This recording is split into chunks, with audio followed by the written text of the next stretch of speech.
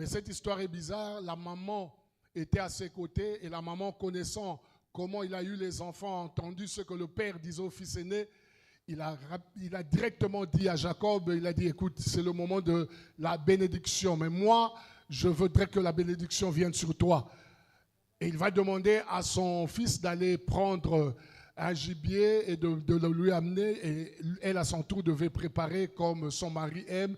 Et il a fait revêtir Jacob des vêtements d'Ésaü et lui a demandé d'aller auprès de son père pour lui présenter cette nourriture, le mets, et comme ça son père allait le bénir. Vous connaissez tous l'histoire parce que vous êtes des lecteurs de la Bible.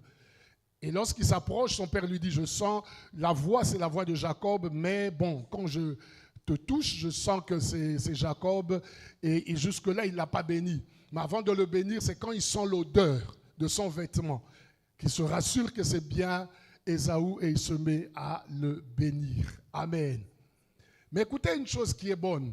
Lorsqu'il revient, comme il n'a pas trop traîné, son père va lui dire, oh, mais comment cela s'est-il passé? Tu es revenu apparemment plus tôt, parce que d'habitude quand tu vas chasser, le temps d'avoir la proie, revenir, préparer et me servir, ça devait te prendre un peu plus de temps. Mais curieusement, tu es revenu un peu plus tôt. Qu'est-ce qui s'est passé?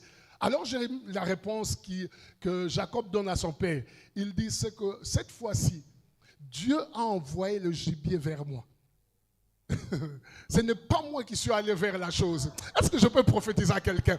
Cette fois-ci, la chose, tu n'iras pas la chercher, mais Dieu va la faire venir. Le 11e mois, c'est le mois où certaines choses vont venir d'elles-mêmes à tes pieds. Et les gens, ça va te faire gagner du temps. J'annonce à quelqu'un, tu as l'habitude de perdre suffisamment du temps. Il y a quelque chose qui va arriver vite, soudainement. Et ça ne dépendra pas de tes efforts. Dieu va ramener la chose à tes pieds. Est-ce que c'est la prophétie de quelqu'un? Je lève ma main comme homme de Dieu, je déclare qu'en ce 11e mois, au lieu que ce soit toi qui es à la chasse, à la poursuite du gibier, le ciel va s'arranger pour amener le gibier à tes pieds. Est-ce que je parle à quelqu'un? Je dis ce visa-là vient à tes pieds. Cette connexion-là vient à tes pieds. Je dis cette porte-là vient à tes pieds. Toi, tu n'iras pas frapper, mais elle viendra à tes pieds. Il dit à son pied, c'est Dieu-là a amené le gibier jusqu'à mes pieds. Oh, que ce soit l'histoire de quelqu'un en ce 11e mois, que Dieu ramène une connexion à tes pieds, que Dieu ramène une affaire importante à tes pieds, qui nous porte insoupçonné, inattendu, arrive à tes pieds au nom de Jésus-Christ. Sans le concours de tes efforts, que Dieu ramène quelque chose à tes pieds. Et que les gens soient surpris de voir comment c'est arrivé. Isaac est surpris, dit non, non, non, non. J'ai l'habitude de t'attendre 1 heure après. Oh, quand tu vas à la chasse, tu reviens naturellement. Quand tu es parti à 11h, c'est aux alentours de 11h, 12h30, venez plus. Il dit cette fois-ci là, Dieu a changé le système. Dieu a changé la manière de faire. Au lieu que ce soit moi qui aille chercher, Dieu l'a ramené la chose vers moi. Que Dieu te ramène des partenaires. Il y a des gens, ce mois-ci, que Dieu va amener. Vous savez, j'aime la prophétie de Cyrus. Cyrus, c'est un Perse. Lorsque vous lisez Ésaïe 45, Dieu parle de son roi Cyrus. Frères et sœurs, ne vous détrompez pas. Il y a certaines connexions qui arriveront même chez les païens. Les choses que Dieu veut ramener dans tes pieds, ça ne dépend pas seulement de ta sœur, ça ne dépend pas de ton frère. Il y a des Cyrus que Dieu a préparés en cette saison qui vont ramener les choses à tes pieds. Il n'est ni de ta famille, il n'est ni ton ami, il n'est ni ta relation. Mais puisque c'est la saison où Dieu veut ramener les choses à tes pieds, il va utiliser même des Cyrus. Ils sont en captivité et ils ne savent pas comment les choses vont arriver. Ils sont en captivité en Babylone. Ils ne savent pas comment les choses vont arriver. Mais Dieu organise les choses à sa manière. Une nuit, le royaume de Babylone tombe et les maîtres de l'épée succèdent. C'est Cyrus qui est devenu le nouveau homme fort. Dis à ton voisin de gauche et de droite, les hommes forts que tu vois aujourd'hui peuvent passer et de nouveaux hommes forts peuvent venir. Si tu n'es pas connu des membres de gouvernement, ce n'est pas le dernier gouvernement. Le prochain gouvernement, le ministre d'État peut être ton ami. Le prochain ministre d'État peut commencer à venir manger le foufou chez toi. La Bible dit, il y a un nouveau pharaon qui n'a pas connu Joseph. C'est pourquoi faites attention aux saisons. Je lisais une histoire qui m'a fait rire. Michelle Obama travaillait dans une agence. Et le propriétaire de l'agence a dit à Michelle Obama, tu sens pas bon. Dégage de mon agence. Elle est partie. Michelle Obama, 3 agences aux États-Unis qui sont allées postuler à la présidence parce qu'ils... Est-ce que c'est la prophétie de quelqu'un? Cyrus, la première année, pasteur Jamar, quand quelqu'un est arrivé au trône, la première année, il doit faire des réformes, chercher à mettre ces gens là où il doit mettre, bousculer l'administration. Mais curieusement, la première année de Cyrus, il va signer un édit. Et cet édit stipulé la sortie de ceux de Juda, pas de monsieur tout le monde, mais de ceux de Juda. Dans le royaume à Babylone, il y a plusieurs captifs. Mais ce n'est pas l'affaire de tous les captifs.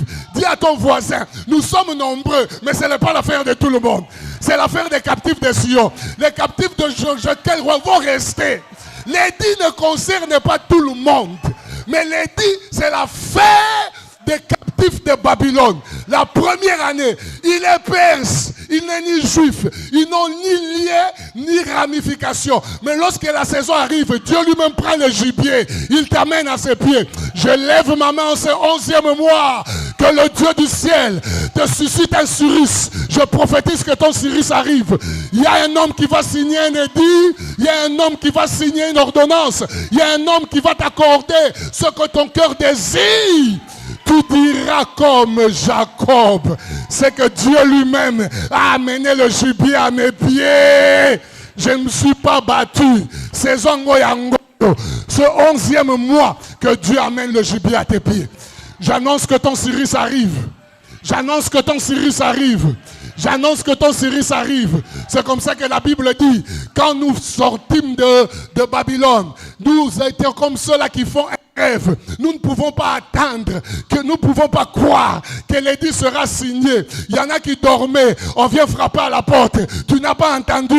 Tu n'as pas suivi le journal. Oh, qu'est-ce qui a été dit? Le journaliste a lu un message du royaume. Le gouverneur vient de signer un édit concernant que ceux de Juda. On nous a dit nous pouvons rentrer, récupérer nos maisons à Jérusalem. Je prophétise à quelqu'un, à partir de ce 11e mois, tu peux rentrer, retrouver tout ce que tu as perdu depuis janvier jusqu'à... Oh, tu peux rentrer, récupérer ton héritage, ton territoire, parce que l'édit est signé.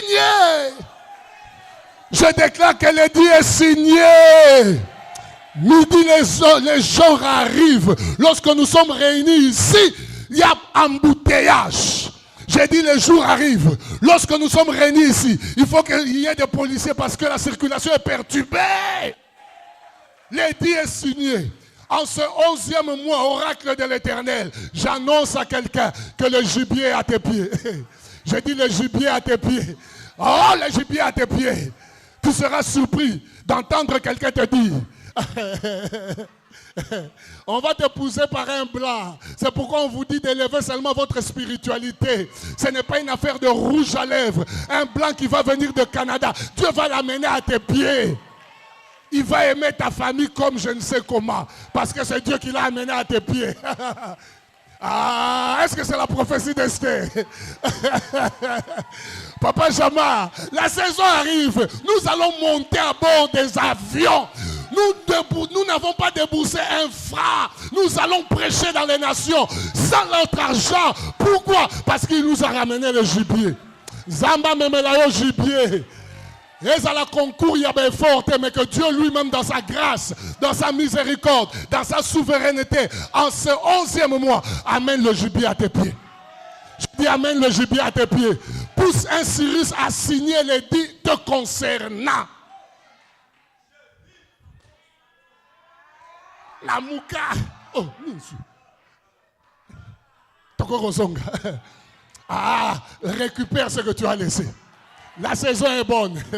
J'ai dit que la saison est bonne. La saison est bonne. Je ne sais pas si je suis venu prêcher ou si je suis venu prophétiser, si je suis venu vous pousser à prier. Mais je suis venu vous pousser à entrer dans un accès nouveau. C'est ce qui va arriver. Nous lisons rapidement Matthieu 17. Prenons d'abord